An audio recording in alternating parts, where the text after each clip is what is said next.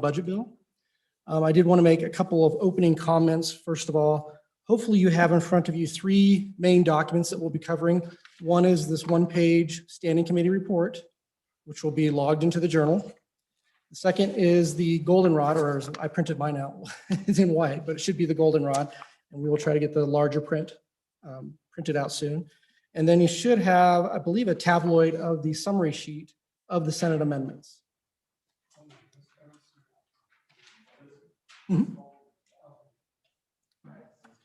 I did want to note that this is basically an explanation of what the Senate did to their mirror budget bill. And we will, once we get done with this explanation, the process will be that your committee will explain this on the floor to your fellow members of the House. And then I believe, and Don may correct me if I'm wrong, there's a process for a potential straw poll once you've explained this on the floor, but I don't know that that's been used in well over a decade. After that, the Joint Conference Committee can be appointed, and it'd be 5 members of the House, 5 members of the Senate, and thereafter you can meet as Joint Conference Committee on the budget bill. What we will do is we will combine the Senate version of the summary sheet and the House version of the summary sheet into one document, so you can see the amendments kind of in sequential order. And that will be kind of the basis for helping both sides navigate the conference committee on the budget. One of the other things, so I guess I say that as a caution, not to, these won't be your only place to make notes eventually. The other thing I wanted to say is that while I believe I'm capable of helping you remember what you did on the House side, I'm staffing the Senate, so that's my focus for today. So I'll try to assist you if you need to recall something from the House side as well. If we go start with the profile, and hopefully we'll get yours here soon. Going to page 2 of the profile, you'll see the general fund.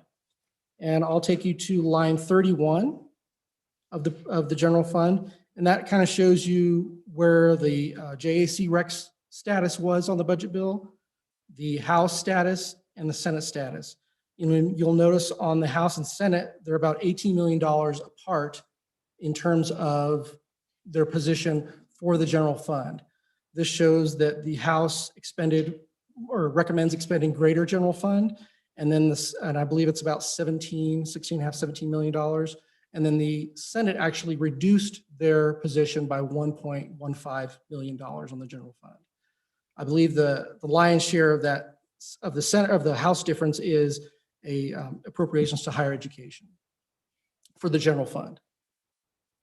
If there are any questions on that position, on that page.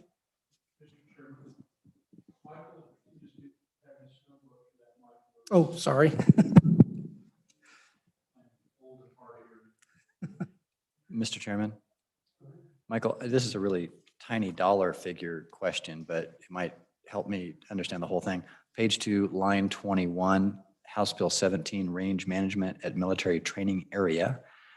Okay, I get it that to the extent the bill spends money, it shows up as a negative, but it's listed as 300,000 here from the general fund. But I thought as we passed it out, it was only 50,000. So I'm just surprised the number's 300 instead of a different number. Mr. Chairman, I apologize. I cannot answer that question. I don't know where that bill is in the process, but do I get a lifeline? It was only 50,000 when it came out. Don? Mr. Chairman, Representative Stith, there are actually 2 impacts from that legislation. The 50,000 you recall is on line 38, which appears as an appropriation from House Bill 17. That's the amount appropriated. The 300,000 on line 21 reflects the lost lease revenue, which under that bill would go directly to the military department. Thank you for that clarification. If there's no questions on this general file, or general fund, we can go to page 3 of the profile. And I kind of wanted to point out a few things on each one of the accounts shown on this page. On the budget reserve account, it shows the potential transfer from the LSRA on line 14 from the budget reserve account to the LSRA Again, there's about an $18 million difference due to the expenditures of the general fund. I just wanted to show you that you can kind of triangulate your expenditures and your, go ahead. Mr. Chairman, Michael, if you could, so on line 14, we're showing that 410,000 versus the 18 million. And that's transfer from, it's got from to LSRA. Oh, so we transfer in 410 and they transfer in, the brackets are to, without the brackets as we reduce. Correct. So that, thank you for that observation, Mr. Chairman, Representative Larson. A kind of companion to that line is on line 38, or sorry, line 36. It shows the income from that transfer from the House position and the Senate position. I also wanted, sorry, go ahead. Sorry. I also wanted to point out on the LSRA two other points. On line 38, you'll see that the House did a separate action on the mineral severance tax diversion, and that funding will go to the Common School Permanent Land Fund Reserve Account and the Permanent Wyoming Mineral Trust Fund Reserve Account, whereas the Senate position is to return to the 2020 budget language, where 50% goes to the LSRA and 50% goes to the Permanent Mineral Trust Fund corpus. And you'll see that difference partly here for the Senate position, and then also on a separate page for the reserve accounts. The last thing I wanted to point out on the LSRA is on line 47. This shows the difference in expenditures for the House and the Senate. Again, about $10 or $11 million difference. This is primarily the difference between the restoration of funds to the Wyoming Department of Health and the Department of Family Services on the House side. The Senate also passed a $10 million LSRA expenditure for the carbon capture program. It's just the House added those restorations in Department of Health and Family Services. That makes up primarily that difference. If you head down to the SIPA on line 81, I wanted to note that there's kind of two things going on here in this line. On the House side, it'll show that between the positions, there's about $14 million. $10 million of that is the change of position for school capital construction on the Senate side. The Senate reduced, or I will say made two projects contingent on future legislative action. So it reduced their anticipated expenditure by $10.7 million. And then the House added an amendment related to cryptocurrency. I believe it was for $4 million. So the 10 million, is that 10 sleep and? Washakie 2, yes, and I believe the Riverton Auditorium. And unless there's questions on that, we can go to page 4 of the profile. And I wanted to mention a couple of things which I started on for school capital construction.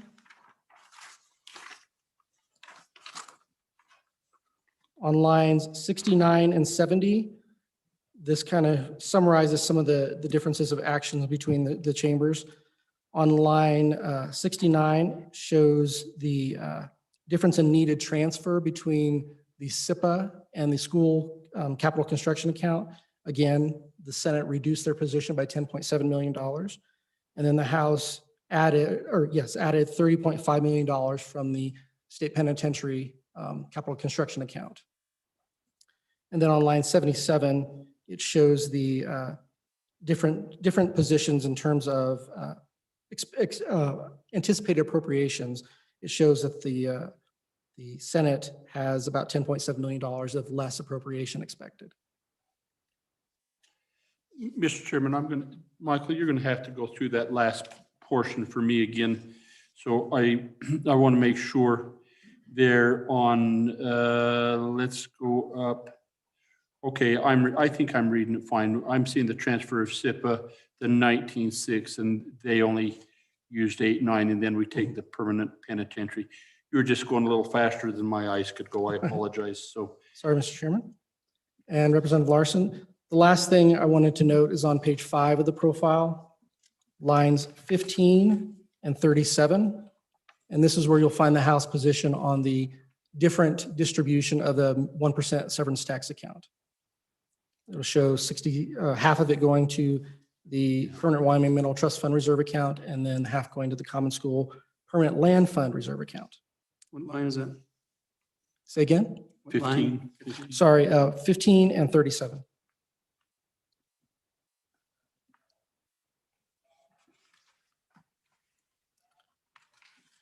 Where does it show the Senate's going into the permanent funds, the two permanent funds? Say again, Mr. Chairman, Representative Larson? Thank you, Mr. Chairman. So where does it show the Senate tipping the OPSTA into the two permanent funds? Mr. Chairman, the Senate's position is to tip half to a permanent fund, which is the corpus, which is the Permanent Mineral Trust Fund corpus, which is not in the profile. Okay, And then the other half is on page 3, line 38, that goes to the LSRA.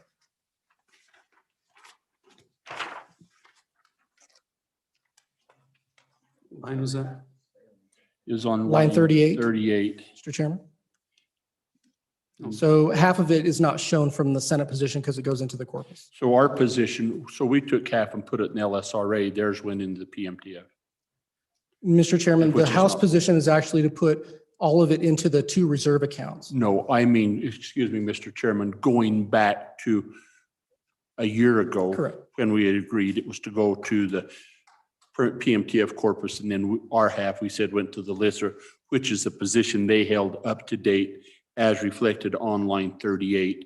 And the PMTF, which is not shown here, we changed ours and put it into the 2 reserve accounts, which you reflected Correct. as Thank you. indicated. Mr. Chairman, Representative Larson, you are correct. And then the last item I was going to point out is, I believe, on the last page, and it shows at least one of the House amendments on line 16, where you moved part of the state engineer's office to water count 1, and that's on line 16. Line what again? 16, Mr. Chairman. Thank you. So the number is 632,000? Yep. Correct.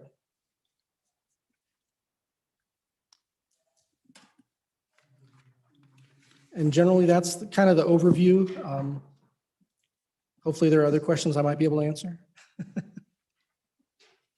So then, Mr. Chairman, Michael, so that 632,000, which comes out of Water Development 1, where is that reflected back in the general fund? Because in the budget, do we show that coming back in someplace or? Mr. Chairman, my understanding is that amendment takes it out of the general fund. And it would be kind of a net change on line 31 of page 2 of the general fund. In the House position, a larger appropriation was returning of, I think I mentioned earlier, $14 million to higher education. There was $2 million of additional general fund expenditure or appropriation for the veterans tax exemption. There were a few other small ones. One of them was a net decrease in general fund, which was the state engineer's office of 632. There was additional $500,000 for the Office of State Lands for weed and pest. So there's a few of those that kind of net out to that total $18 million difference in the general fund.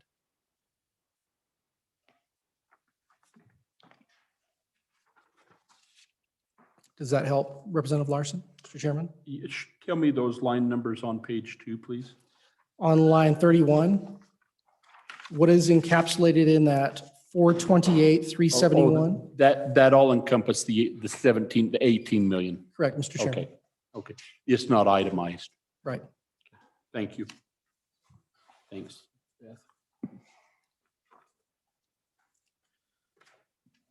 Unless there are further questions on the profile, the next step is kind of to go through the summary sheet of the So- Senate amendments. I do. So what I've been wondering about, maybe you come to this, is so did we end up, you talked about the 18 million difference in the general fund, but in LSR, so do you have kind of this, I guess you've already explained the LSRA difference and the SIPA difference, so I'm just trying to make it all fit in my head. Sorry, I've got it. I think you're doing quite well. Thank you. Carry on. Mr. Chairman, if we look at the Senate amendments, you'll see it's 2 pages. It's the legal sized, or yours is tabloid size, mine is legal sized. So we're looking at Senate amendments. Correct. Summary. So it should begin with the identical Senate's third reading number 1 on the upper left-hand corner. Is everyone in the right or the same place? Yep. As I mentioned earlier, kind of in informal conversation before, unlike last year, I believe there was like about a dozen identical amendments. This year, there's only 1, and it relates to the state treasurer's internal investments, additions of staff, and appropriation of special revenue. I believe it's for investment accountant positions. That is identical to Nicholas Amendment, House Second Reading number 26. In terms of the related, I will say that the Senate had, I believe, 15 total amendments, but this particular one, second reading number 21, divided. It was divided, but both halves passed, but they're categorized separately because they were separate votes. So I just wanted to clarify that, the next 2 amendments on this page. Second reading number 21, Division 1. This is a larger, I guess what we would call the Omnibus Amendment. And you may see some of these as familiar from the JAC markup. These are positions adopted by the Senate side related to a difference of opinion on some of these actions. So on the governor's office, the Senate increased $30,000 in the governor's office, and this was related to the talking books change. So you'll see $30,000 in the governor's office and then $70,000 reversal on agency 206. And then on the coal technology, they changed the funding from general fund to SIPA. In the military department, it reduced the general fund by $150,000 and removed the footnote for the Veterans Museum operation between the state parks and the military department. In Agency 10, Department of Agriculture, they reduced 1 position and $72,000, almost $73,000 of general fund to remove the large-scale inspector position that was adopted by the JAC. In Agency 24, again, they removed the footnote that was kind of a companion footnote to the military department related to the Veterans Museum operation. That was the MOU. Correct. In the next 2 agencies, this is where this amendment becomes related to at least 1 House amendment.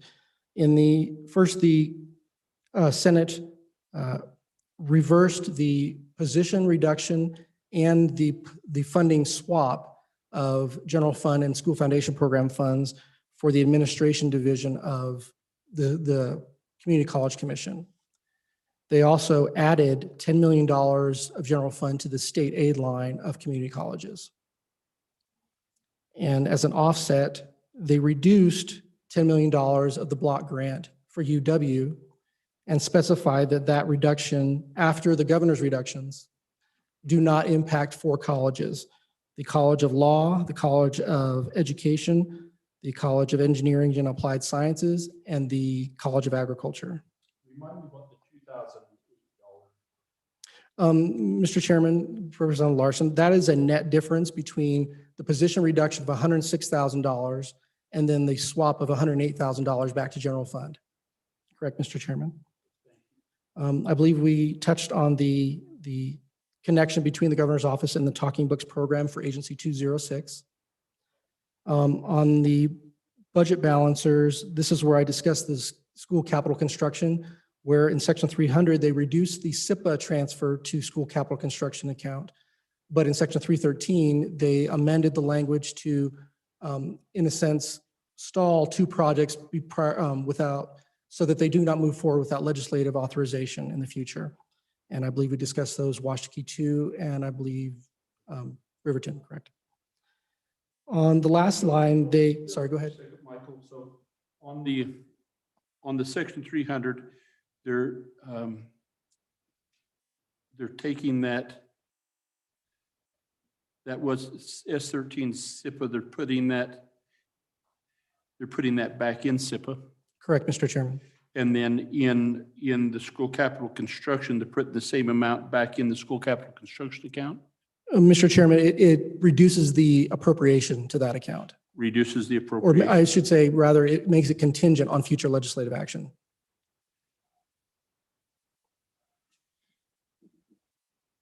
Got it. Move on. And the last item in that amendment was to remove section 339, which was the Wyoming State, Casper State Office Building Advisory Task Force. And I will say that this is also in the CapCon bill, so we're not actually reducing one appropriation. It's just it's no longer in the budget bill. So they pulled out the task force. Correct. In the budget bill. Still in the. All of those were the ones all of those that just went over were the perceived cram downs that they reversed. Mr. Chairman, the divided portion of that amendment is second reading 21, Division 2.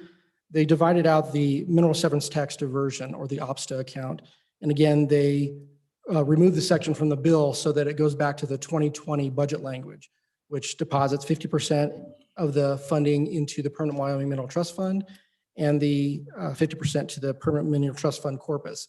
I will note that the first of those, if this language were to remain, the first of those tips is April 1, so in about 2 weeks. Into, yep, If we stay with the yep, 2020 budget. yep. Mr. Chairman, if we move to second reading amendment number 7, Division 1.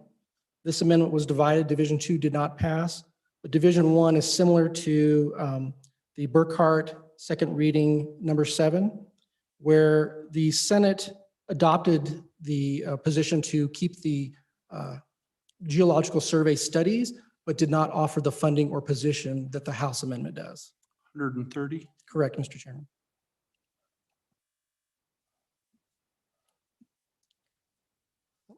On the, moving down to the bottom of the page, Senate third reading number 19 Perkins is related to House second or third reading number 25 Nicholas.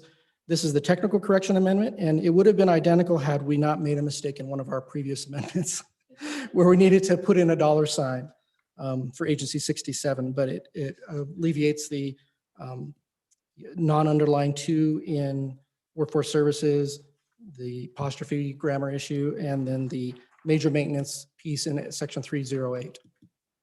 Yeah, there's an apostrophe and something else, wasn't there?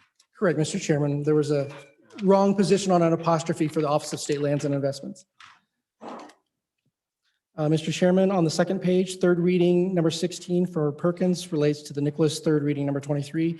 This is the regular budget balancer amendment. In neither case did the chambers go below the threshold for the budget reserve account. So this, depending on what happens in JCC, this will be determined at a later date. On the next section, it's second reading number 15 from Dockstetter and third reading number 13 from Dockstetter. The first one was identical to Greer's second reading number 23. However, upon third reading, the Senate made a change to that carbon capture utilization and storage item where it made some, I don't know if you would call them substantive changes, but what it does is the Senate side appropriates the funding to the governor, the House side appropriates it to the Wyoming Energy Authority. On the Senate side, the Energy Authority still works and has to go to the UW Energy Resource Council. But there's also, on the Senate side, a required review of the governor and the attorney general. And then there's a section B that specifies more clearly about it not being expended for other purposes and that it will not revert until a future legislative action. So do we know any of that conversation, why they changed that to the governor's office and not leave it with the Energy Authority? Mr. Chairman, I don't know the full background. I know on the floor they discussed it as much more of a technical correction, but I know there are some key differences in how the money is appropriated and how the process will go from the Energy Authority through to expenditure. Maybe Don has some additional So information. is it just another step in the process then that we go to the governor's office, then he sends it to the Energy Authority, or? Mr. Chairman, Representative Larson, I think it is more than technical. I think it is substantive, and the attorneys identified this after it had been adopted on second reading in both houses. As the Energy Authority is not technically part of the state, they can only receive appropriations for the administration of their work. So if you recall back to the ITC $15 million appropriation in 2014, that appropriation was also made to the governor's office. Even though it was effectuated by the pipeline authority, it maintains that arm's length distancing between the Energy Authority and the state. A public corporation? In that area, yes. So by rights, we can't give it directly to them. It's more defensible if it goes through the governor's office, yes. And this was As in not having a direct appropriation to the benefit of someone. correct. And this was offered to the sponsor on the House side as well. I don't know if they are opposed to it or not, but they basically indicated let the Senate address this one.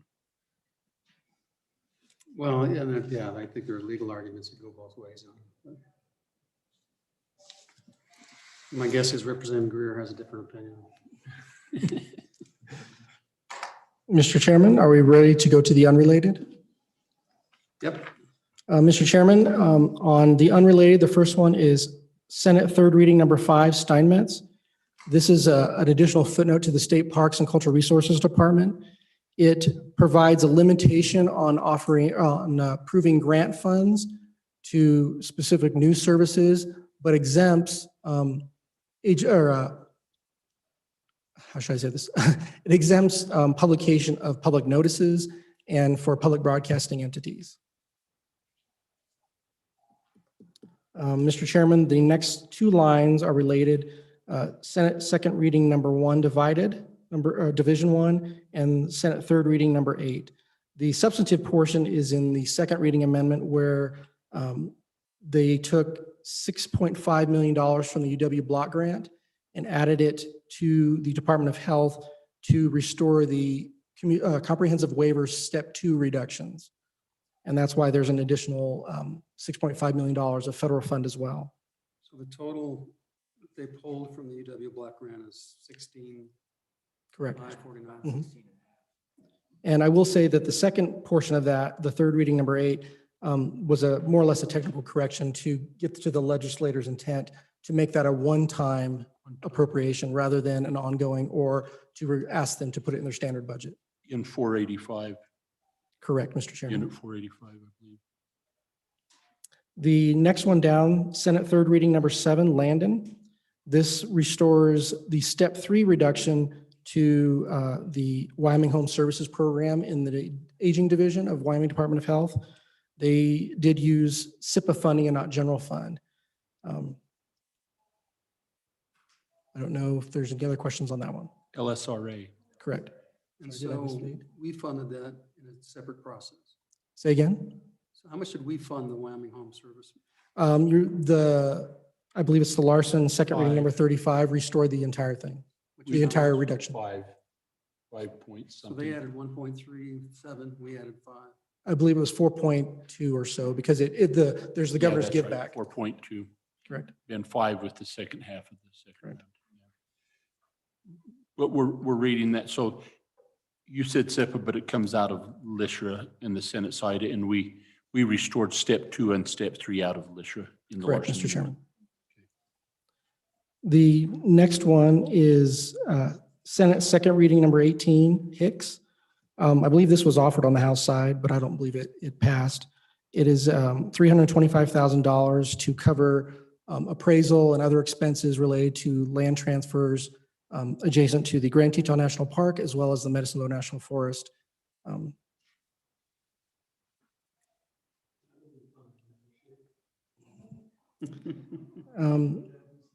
Mr. Chairman, the next two are together.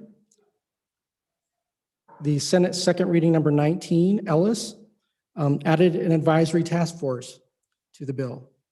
This is for education and in a sense will help provide additional information. I believe it targets more the basket of goods rather than financing specifically, what makes an appropriate education in the state. The second portion of that is a technical correction to make sure that the terminology for that task force was consistent. In certain portions of that amendment, it said committee versus task force. So the technical correction was offered to make sure that it's consistently referenced the same. How close does that bump up to legislating in the budget bill? Mr. Chairman, it's up to the legislature to determine that. I will note that they removed one and then they added one. Mr. Chairman. Well, how relevant, let me try another way. How relevant is it to the budget bill? Mr. Chairman, it's related to the school finance program in terms of trying to assist the legislature in understanding what constitutes an adequate, I believe it uses language in either the opinions or the statute, what is an adequate education. But how that relates directly to the school finance funding model, I will not venture.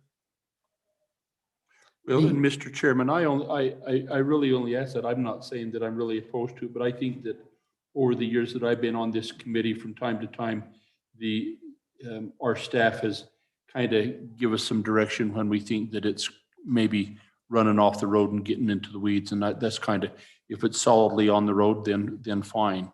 I don't have really, not trying to do that. I just want to make sure that we've got a clean bill.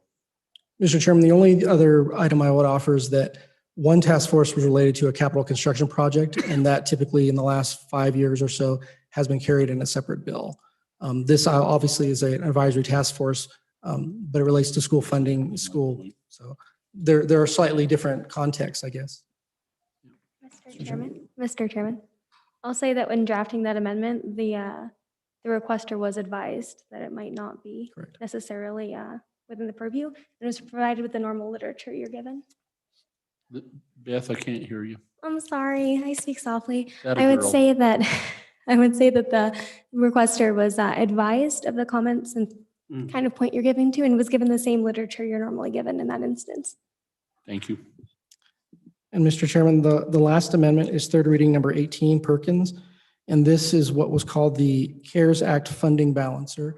In terms of the CARES Act 1 money that the state received, this is in a sense helping the legislature set priorities to expend those remaining funds throughout the remainder of the biennium. So is it fair to say that on the House side, we've elected to take all of those, we referred those bills and we said we're going to wait and do a special session, and he's trying to account because he refers to all of those. He goes to Senate File 50, he goes to all of those and said, and would have this in place perhaps in lieu of a special session. I don't know what his thinking or intent was, but we've elected to pull that funding out and then come back and divvy it up. And he kind of says up to a maximum in this and an up to a maximum in the next one and up to a maximum in the other. Is that? Mr. Chairman, Representative Larson, I'll defer to Don on further explanation, but my understanding is this only attaches to the CARES Act funds we received last year, and it will not impact those funds received as part of the recently passed federal stimulus. So, but how does he break it down? How does he come up with the 143? And where, does he spread it out between the three bills, or what does he do? Mr. Chairman, I believe there are actually 5 bills now with appropriations. The JAC bill, which has the $20 million, is priority number 1. And then I believe it's proportionate amongst the subsequent bills, meaning they each have a dollar amount associated with them: broadband, large companies, agriculture. But as monies become available from, say, the FEMA, because that's unknown now, they would proportionally be distributed based upon each of those 4 purposes up to their max. And the 143 is if, the state is able to generate the maximum amount of FEMA dollars, then everyone gets all of their appropriation. So all of unspent or reimbursed CARES 1. Correct. Thank you. And And is it a but for unless the legislature reconvenes or whatever? I don't believe so. I believe so. Mr. Chairman? Hello.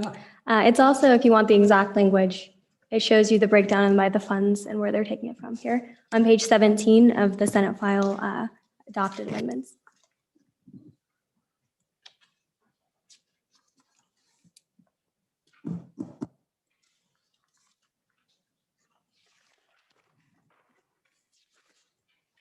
So I think we're gonna have to go through that in detail.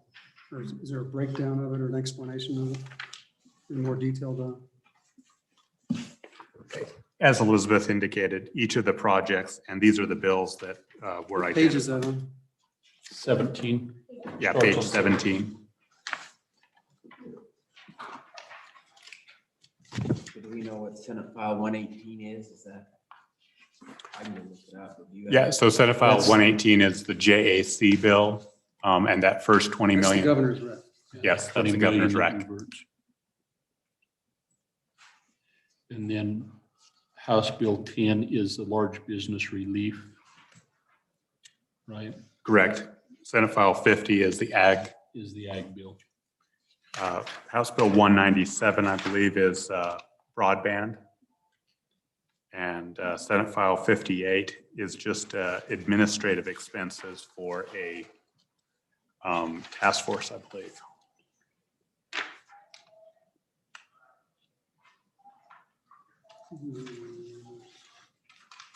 House Senate File 58 was what again, please? I believe it relates just to administrative expenses of a future work, one of Wyoming investment in nursing funding. Wyoming Investing and Nursing Program. Oh, yeah, Wyoming investment in nursing.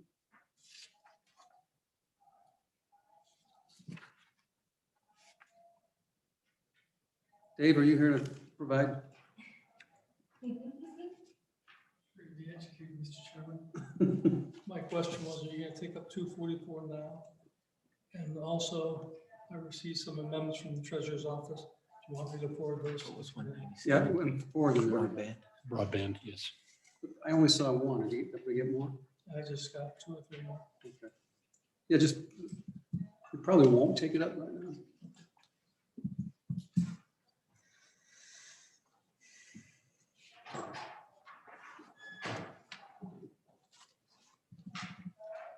So I'd kind of like to walk through this section 340 again.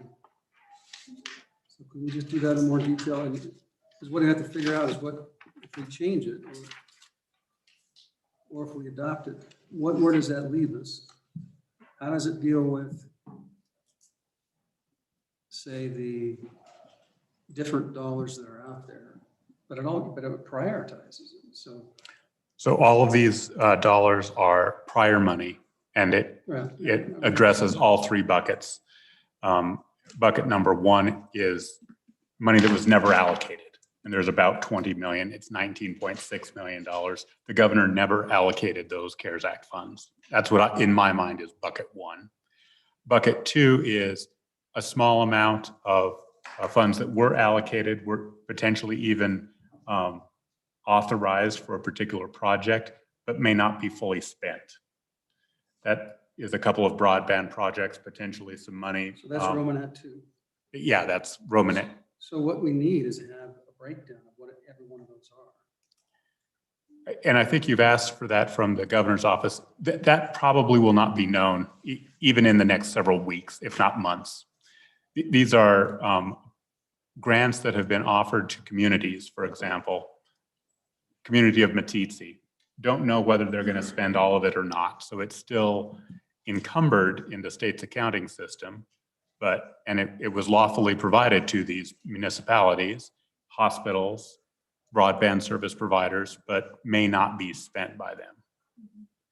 And then bucket 3 is potential. Tell me what bucket number 2 is one more time. So bucket 2 is monies that have been allocated, encumbered, but may not be expended by the recipient. So is that allocated and encumbered or allocated or encumbered? Allocated, absolutely. And I would say largely, if not completely encumbered. But not expended. But not expended. That was a number of the communities that was late in getting their reimbursement requests back into the state. That was the broadband stuff that was finishing up. But Yeah, how the many- oil capping, there are a couple of those, I think, that are. How many of those may come under the criteria of not fitting within the CARES Act 1 requirements? All of them have been approved by the AG and approved by, That would be- yeah.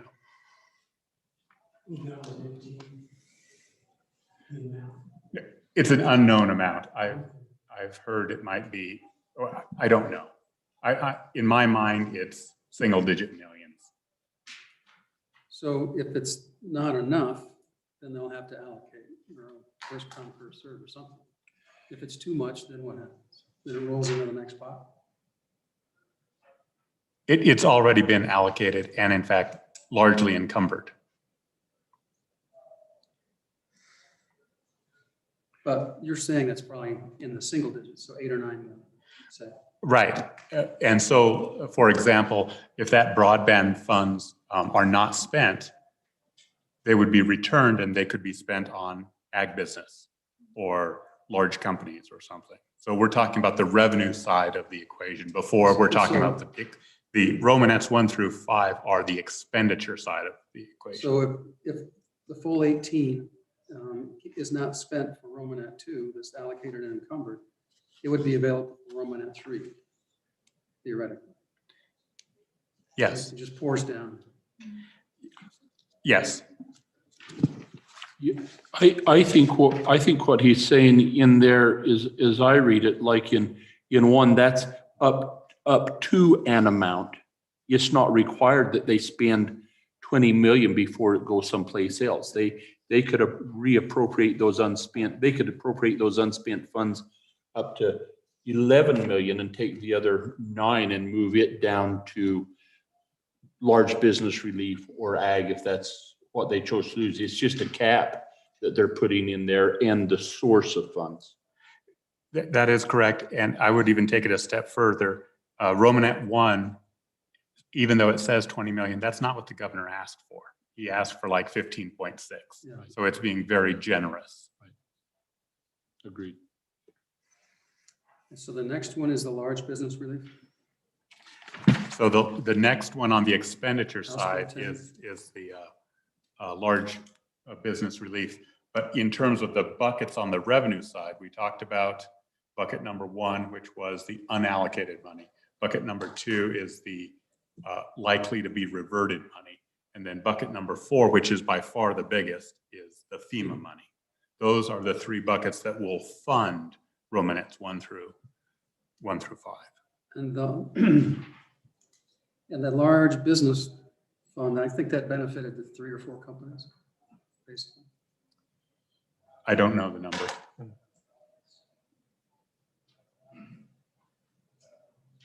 Okay, next one is, Ag business.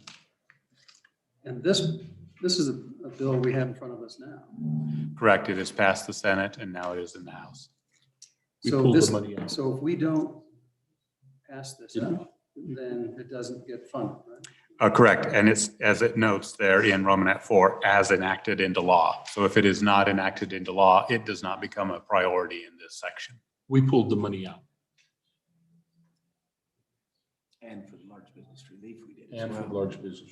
Yeah, but we passed But it. Yes, So they're on the, structure is in place. Structure. And is the question whether we leave them in place, Chairman?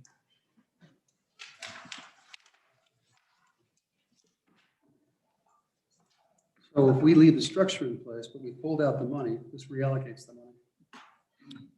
That's correct.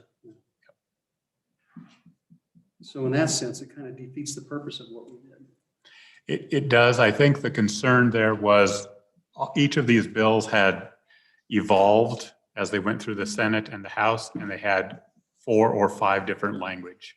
And the intent, as I understood, the amendment on the Senate side was to make it all consistent. We're going to treat all of them the same, even though the ag bill has this little language and the broadband bill has slightly different language. All of those are going to be treated the same, with one exception, and that was the JAC bill, and it got highest priority. Okay.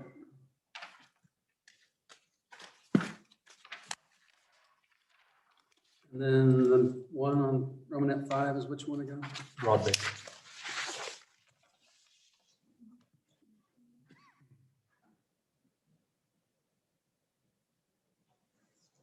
Six. Is Wyoming investment in nursing. Is that Hirschman's bill? And that's an administrative expense on that Wyoming investment in nursing. Well, I think it's I'll defer to Education. Michael. It's sponsored by education. I'm not familiar with it. I apologize, the Senate is doing this, and I need to Okay, walk through it with him. Thanks, Don. just tell him we threw it in the garbage. So Beth, the Wyoming investment in nursing is to provide, is funding to help get, is it recruiting or educating? I think, Mr. Chairman, Representative Larson, I believe I understand that program is that was retaining nurses and trying to help them with their education so that they would be here. And it's a higher, I think it's Community College Commission had this program. Correct. And over the years, it's had various sunsets and it's been defunded a number of times and brought back a number of other times. So I think this might be in part to kind of help that program, particularly with the health crisis that is going on, Where pandemic. does Senate File 58 stand now? It is, I'm looking it up.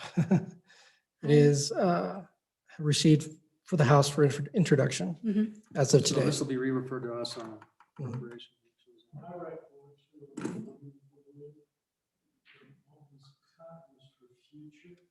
That they kept enough funding to maintain all of the grants for existing nurses and teachers. Commitments, Pardon? for the commitments? Yeah, this is all going for. Okay, and then the next one is what? Which one? B. This helps raise the JAC bill above all the others. It makes sure that that bill takes highest priority before those others are funded. That's the 20 million on the first one, Roman and. Correct. First two, it's the 20 million and then the 18 million. Romanet's 2 or 1 and 2. 1 and 2. Correct. And then I believe the amendment goes further to help the state auditor and programs get their allocations after those priorities are met.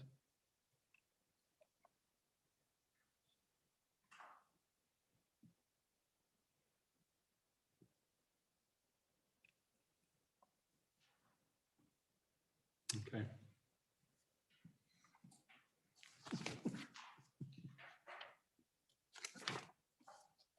So it's an amount proportional to the maximum allocation of funds specified in each paragraph.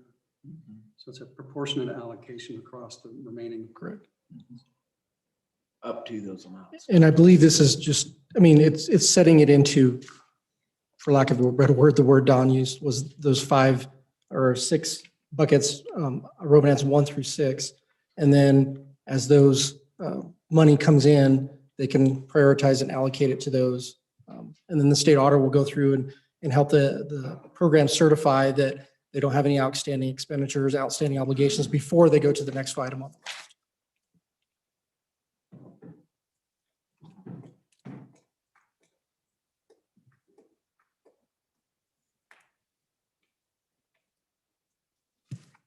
So D says this takes priority over anything that comes out of, right? Correct, Mr. Chairman. Again, I believe, sorry, Mr. Chairman. I believe Don's assessment is accurate that this was an attempt to consistently address all those bills without going through and amending all of them to have the same consistent type of language. or priority setting. And that's from all pots of money. So we've got 1 and 2 on the previous page, and we've got 3 buckets. Once those have been maximized, then we can move to C and D. Right? Mr. Chairman, well, I believe, Mr. Representative Larson, I believe C and D help them assess when those monies can go to those for additional priorities. Yeah. Okay.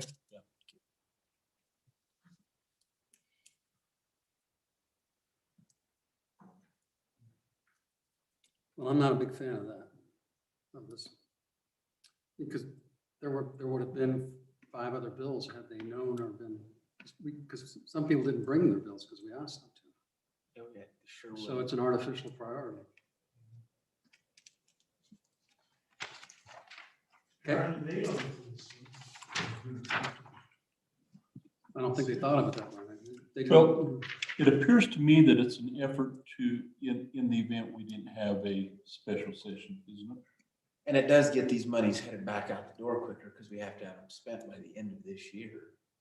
And if we don't have a special session until May or June or July or something, we delay the use of these funds. So that's the one advantage of this amendment. I agree with your point about the artificial priority list that they're creating. So in being between the positions, since we have nothing here, can we add to their priority list, or can we readjust their priority list and say we want this one ahead of that one? Mr. Chairman, I believe in terms of the amounts, that's not as big an issue.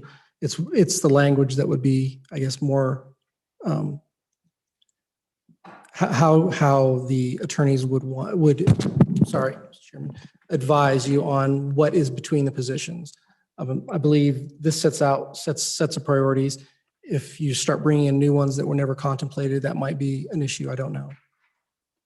Well, if we pull out the 55 million for ag, then that's half of this. Well, it says 143, But it's not really gonna be that much. So No. yeah, it's half of what's really.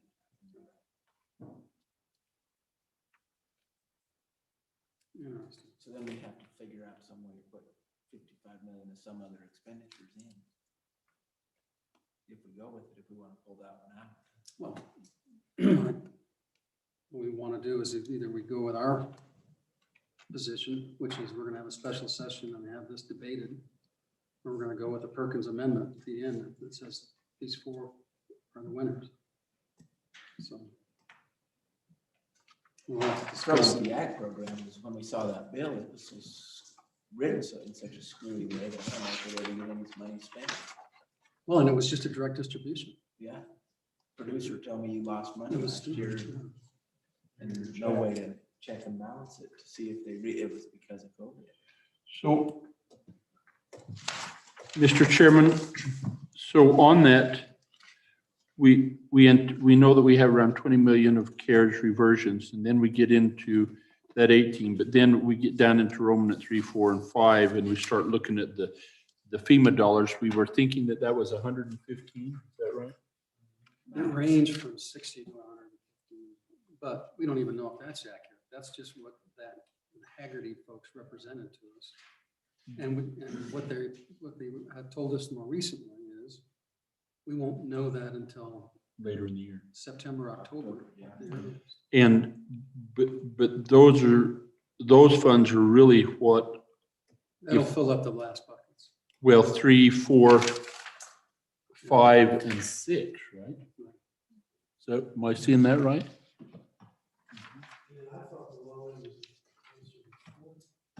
And so they've got 65, 105. So they must account for about that same amount in those numbers, right? Okay. They were 115 plus Yeah, I think the 140 that's predicated on the amount of, really the combination of the bills. Okay. Interesting. Okay. All right, what's next? That is the end of the explanation. I will be You just need to let me know and I will be on the floor if you have other questions while you're explaining to the bodies. So then we go, is this tomorrow? Do we go up and explain what their differences are? That's for me to decide. Okay, that's what I'm trying to figure out. Mr. Chairman, I'm just trying to figure, sorry, I'll be good. Well, Mr. Chairman, go ahead. once the explanation is done, that is when each chamber has the opportunity to begin to appoint their conference committee. Mr. Chairman, Go I'll ahead. also note in the times that I've observed when you do this explanation, when they're particularly voluminous, you've divvied up in the past to other members, but it is to your prerogative how you wish to distribute these to your. So, committee, tell me what's your pleasure in terms of, I kind of want to go through these a little bit in more detail and understand them better. So how much do you want to do that tonight? We can meet in the morning and do it. We could do it with Michael or without Michael. I'm just thinking out loud on it. And then as we go through them, we can kind of start divvying them out and explaining them. But also what we have to, I think we're going to need a little working list so that we can start talking about what we like, what we don't like, what we'll give up, what we don't give up, in our overall position. I mean, I'll give you an example. Well, actually, we'll do that because we're still on the record, I think. So we'll do that when we get off the record. So it's 6:30 Mr. now? Chairman, if it's I a, have a question. If you, since you've heard a little bit, I'm looking at Senate File 118. And it's talks, and we're on page 17 of the amendment that you have.